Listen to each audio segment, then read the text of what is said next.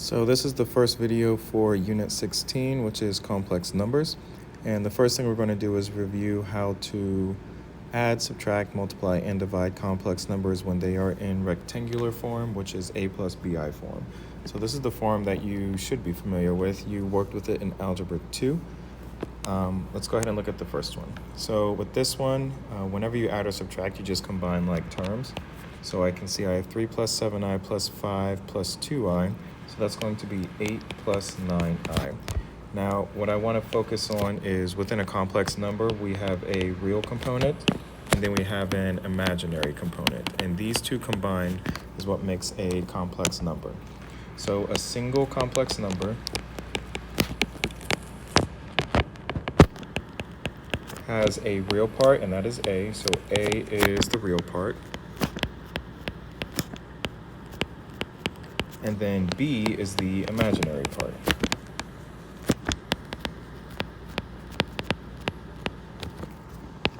And that comes from the I, which is equal to square root of -1.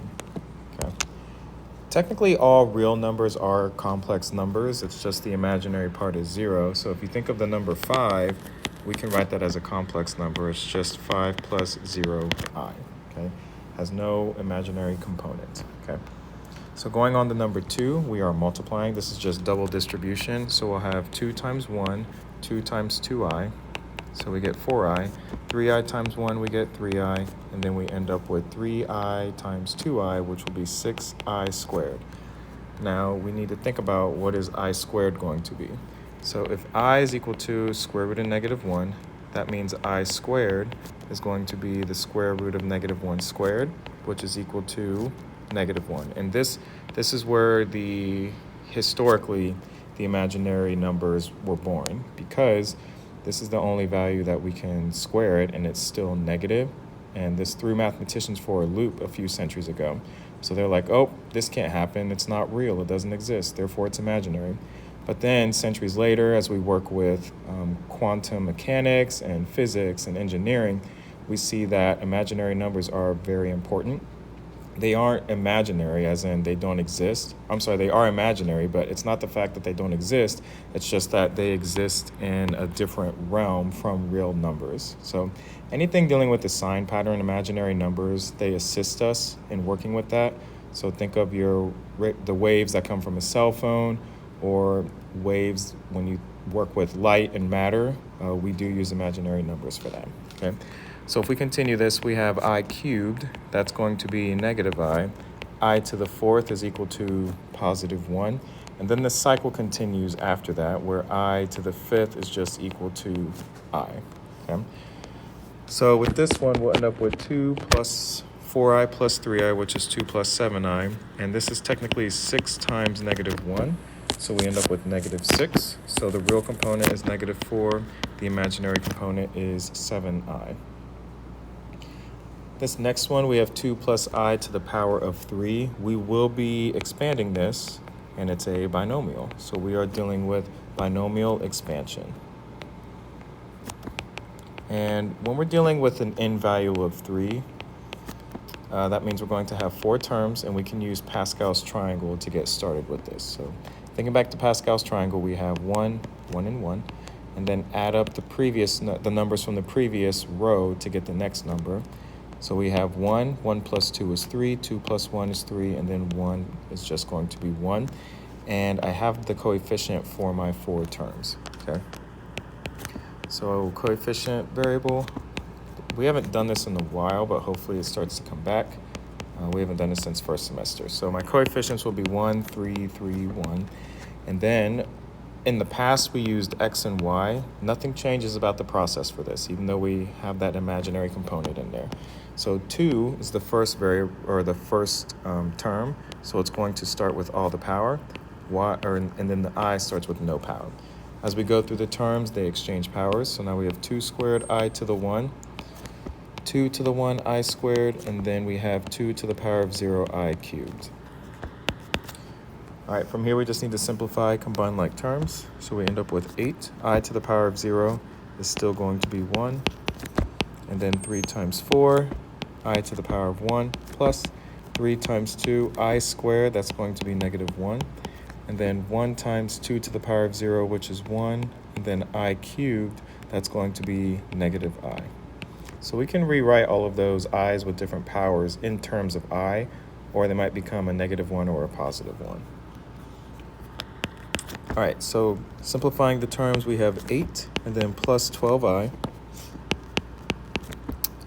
minus 6 and then minus I, and then we end up with 8 minus 6, which is 2, and then we have plus 11i. So if you notice, no matter whether we add, multiply, use binomial expansion, eventually subtract, we always end up with one real component and then one imaginary component. Even if that imaginary component or real component is 0, we still end up with a complex number. All right, so now we have 3 minus 4i divided by 2 plus 7i. You used a very specific method for these types of, when you're finding the quotient of these complex numbers when they are in rectangular form. You will multiply with the complex conjugate. And the reason is we want to rewrite this so that we don't have that imaginary component in the denominator. So we get rid of it by multiplying with the complex conjugate, which will be 2 minus 7i. So the numerator, we do have some double distribution. 3 times 2 is 6. 3 times negative 7i is minus 21i. Minus 4i times 2 is minus 8i. And then we have two negatives, so we have that plus 4 times 7, which is 28. And then we have that I squared, all over 2 plus 7i times 2 minus 7i. This is a difference of squares. So we're going to multiply each term, and then it will be subtracted. So 2 times 2 is 4, and then minus 7i times 7i will get 49i squared. Now, if you don't recognize that's a difference of squares, first off, make sure you go back and do some more work with those. Thirdly, if you were to just double distribute, the two middle terms would cancel out, and then you would end up with this anyway. So sometimes people use 2 plus 7i. That's a problem, because if you do that, you'll end up with, I think it's 4 plus 28i minus 49i squared, or something like that, or plus something.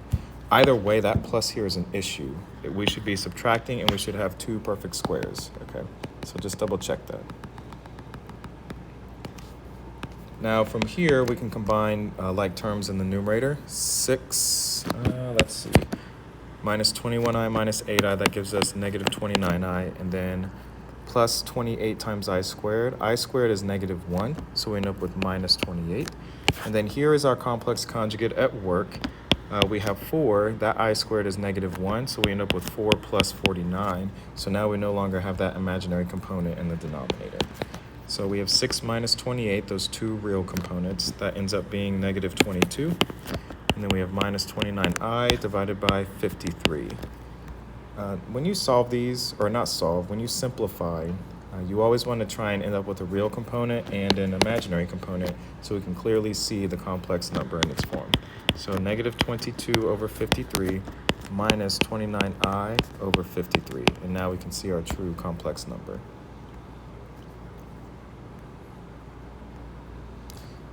All right, number 5. We're going to have to come back to this one. For large n values such as this, you want to avoid binomial expansion. Okay, we're going to have to use a different method, which you haven't learned yet, because if you were to use Pascal's triangle, you would have to use 11 rows, and that is highly inefficient, all right? You should never, being in pre-calculus and into calculus, it's about being efficient. Sometimes I use the word lazy, but using 11 rows of Pascal's triangle is not conducive or efficient. All right, so we'll come back to this on a later day. Okay, that's it for the review. I hope this is helpful. And then the next video, we'll start getting into some new topics.